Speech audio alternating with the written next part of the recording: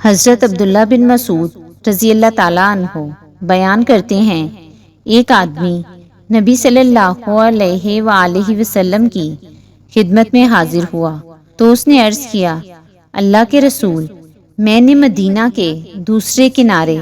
ایک عورت سے طبع آزمائی کی، میں نے جماع کے علاوہ اس کے ساتھ سب کچھ کیا، چنانچہ میں حاضر ہوں، آپ میرے متعلق جو چاہیں فیصلہ فرمائیں۔ حضرت عمر رضی اللہ تعالیٰ عنہ نے اسے کہا، اللہ نے تمہاری پردہ پوشی کی تھی، کاش کہ تم بھی اپنی پردہ پوشی کرتے۔ راوی بیان کرتے ہیں، نبی صلی اللہ علیہ وآلہ وسلم نے اسے کوئی جواب نہ دیا اور وہ آدمی کھڑا ہوا اور چلا گیا۔ چنانچہ نبی صلی اللہ علیہ وآلہ وسلم نے کسی آدمی کو اس کے پیچھے بھیجا تو اسے بلا کر یہ آیت سنائی،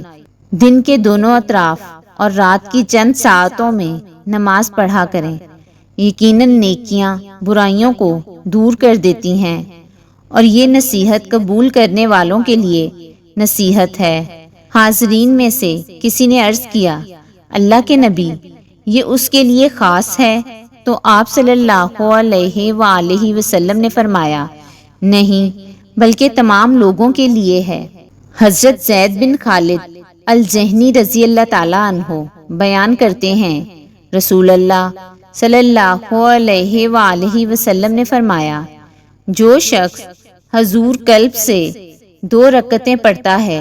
تو اللہ اس کے سابقہ گناہ معاف فرما دیتا ہے۔ حضرت عبداللہ بن عمر بن عاص رضی اللہ تعالیٰ عنہ نبی صلی اللہ علیہ وآلہ وسلم سے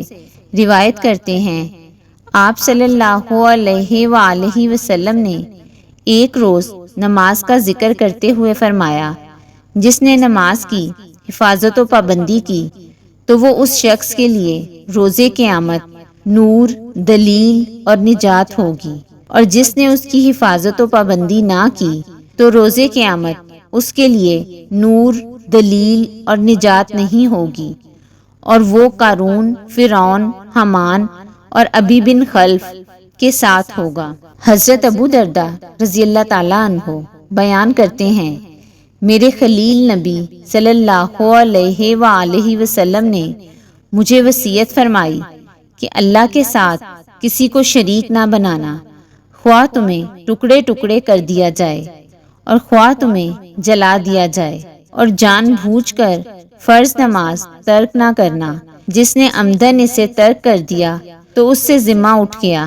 اور شراب نہ پینا کیونکہ وہ تمام برائیوں کی چابی ہے۔